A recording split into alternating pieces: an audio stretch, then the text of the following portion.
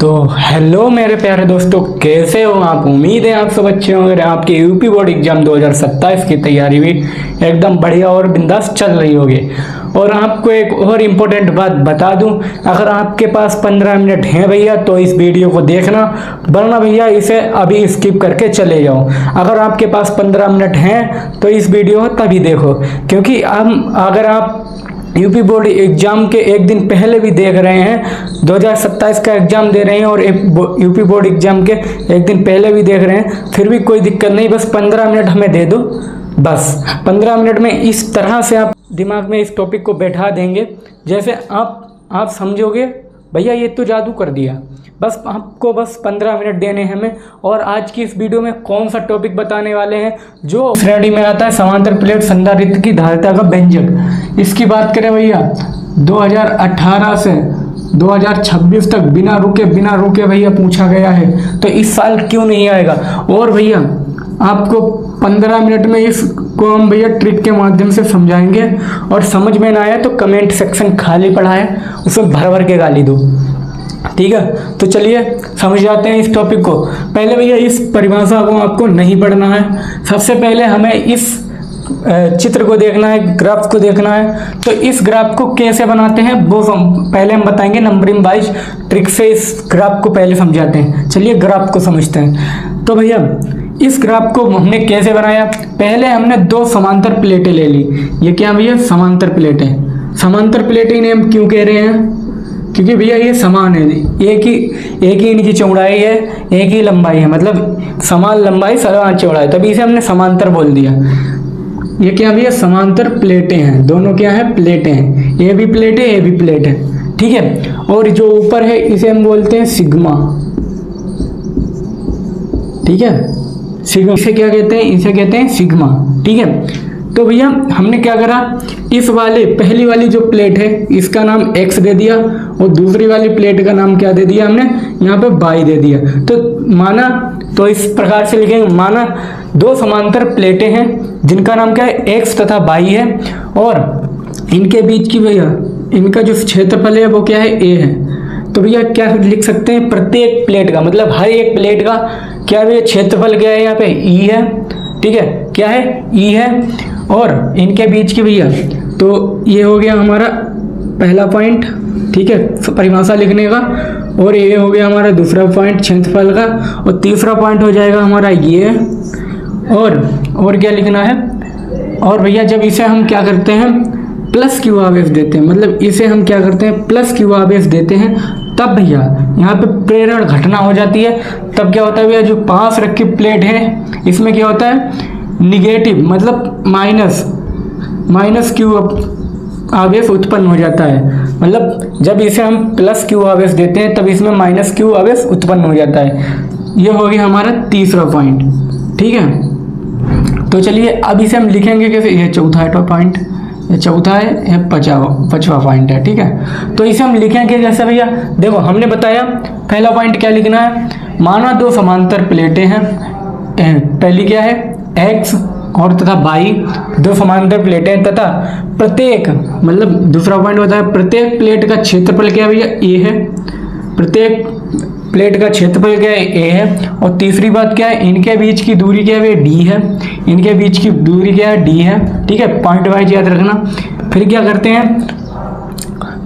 हैं, माना plate x को हमने क्या किया भैया, प्लस क्यू आवेश दे दिया, ठीक है, क्या किया, प्लस क्यू आवेश प्लेट x को दिया, ठीक है। तो क्या होगा, प्रेरण के कारण, ठीक है, मतलब पास में रखा तो कुछ हलचल होगी, तो प्रेरण के कारण क्या होगा, जो प्लेट y में है माइनस क्यू आवेश भीतरी सतह में ये होती है भैया, भीतरी सतह में क्या होगा, माइनस क्यू आवेश उत्पन्न होगा, मतलब ऋण आवेश उत्पन्न हो जाएगा। तो इस प्रकार से आपको कुछ परिभाषा लिखनी है।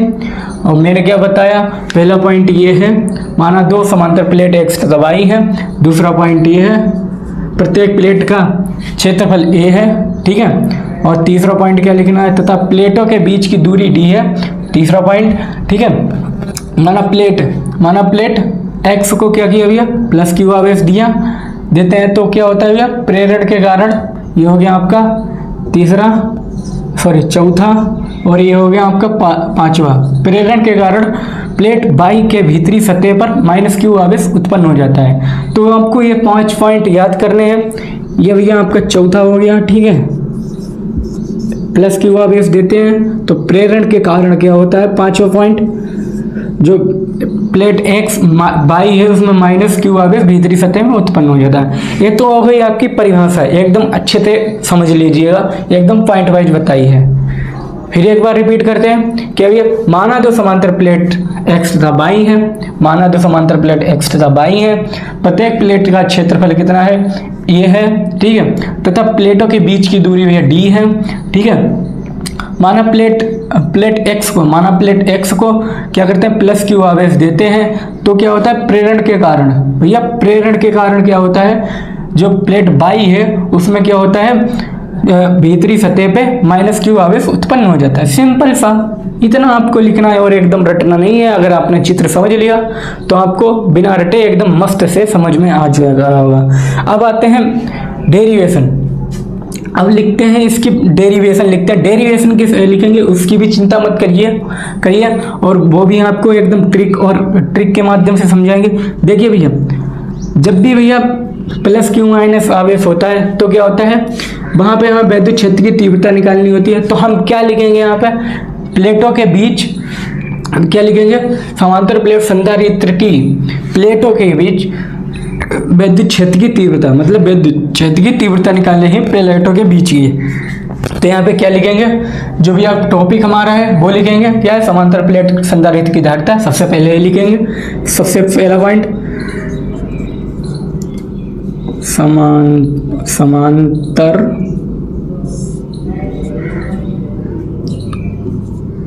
प्लेट संधारित्र की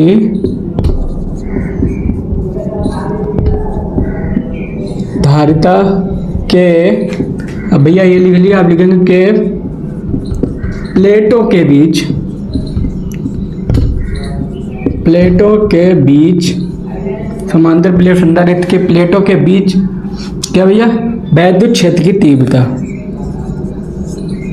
विद्युत क्षेत्र की तीव्रता। अगर भैया इस टॉपिक को आपने हमारे से नहीं समझ पाया, मेरे से समझ नहीं पाया, तो आपको कोई नहीं समझा सकता। तो भैया चूंकि हमें पता है विद्युत क्षेत्र की तीव्रता का सूत्र क्या होता है, पता है भैया किसी को, जब भैया प्लेटों के बीच समांतर प्लेट संधारित्र की प्लेटों के बीच जब भी पूछे विद्युत क्षेत्र की तीव्रता, तो सूत्र क्या होता है, वो होते हैं भैया E बराबर sigma upon epsilon not, E बराबर सिग्मा अपॉन एप्सिलॉन नॉट, ये होता है सूत्र। चूंकि हमें पता होना चाहिए, ये बस आप याद रखना इतनी बात, चूंकि हमको पता होना चाहिए सिग्मा बराबर क्या होता है, तो सिग्मा बराबर हमारा होता है Q अपॉन A। तो बस इतनी बात आपको ध्यान रखनी है। तो चलिए वैल्यू रखते हैं, तो क्या लिखेंगे यहाँ पे, E बराबर भैया सिग्मा की जगह पे क्या आ जाएगा, Q अपॉन A, तो Q अपॉन A, और एप्सिलॉन नोट नीचे है तो एप्सिलॉन नोट लिख देंगे, ये वाला भैया एप्सिलॉन नोट भी तो है।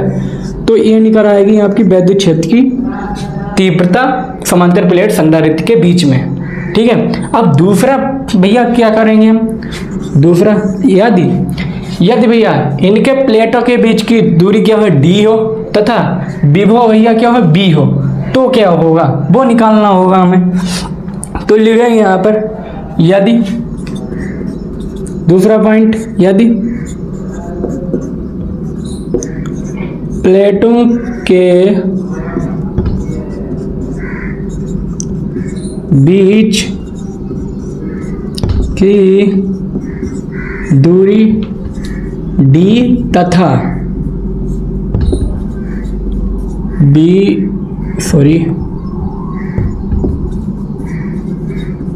विभव B हो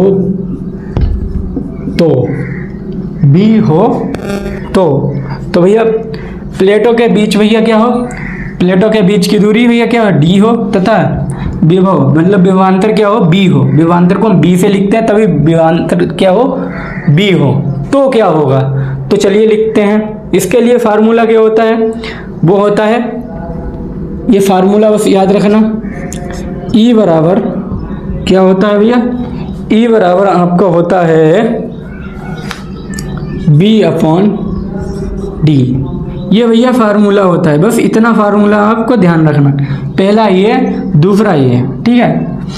चलिए अब क्या करेंगे, यहाँ से हमें क्या निकालना है, बी निकालना होगा। क्या निकालना होगा भैया, बी निकालना होगा। तो भैया चलिए इस प्रकार नहीं, दूसरे प्रकार से समझते हैं। तो भैया ये तो होगा फार्मूला।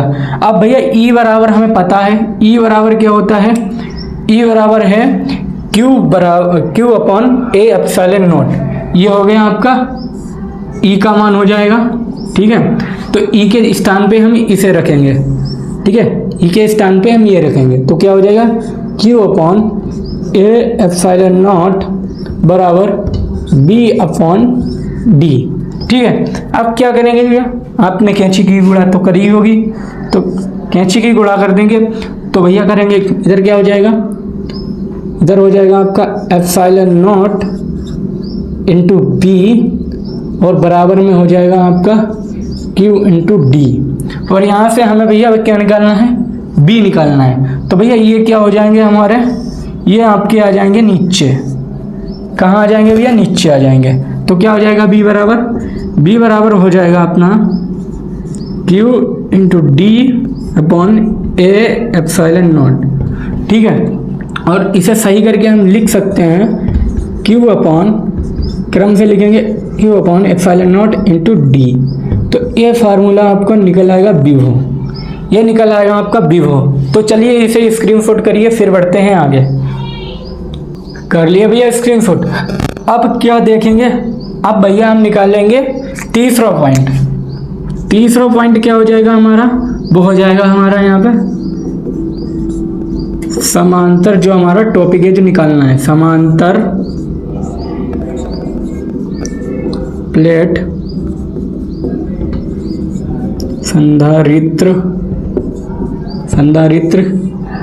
की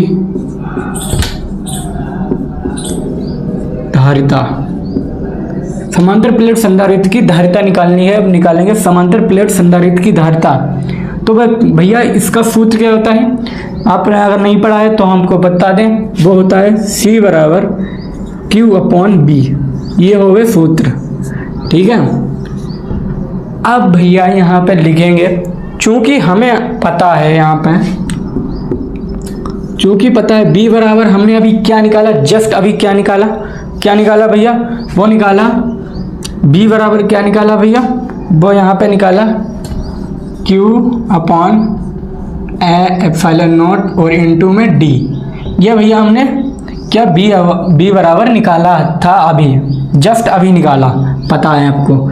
तो लिखेंगे यहाँ से C बराबर Q अपॉन B की जगह पे भैया, B की जगह पे B का मान रख देंगे।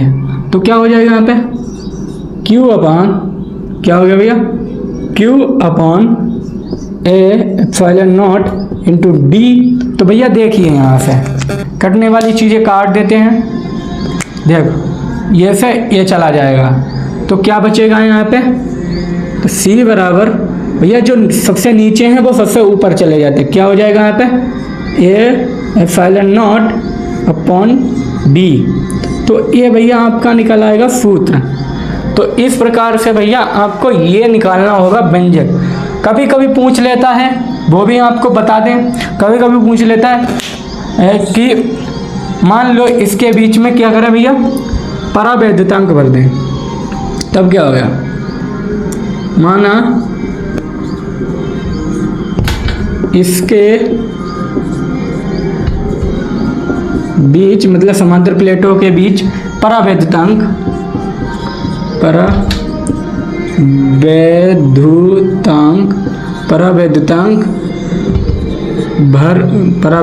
क्या भैया के भर दें तो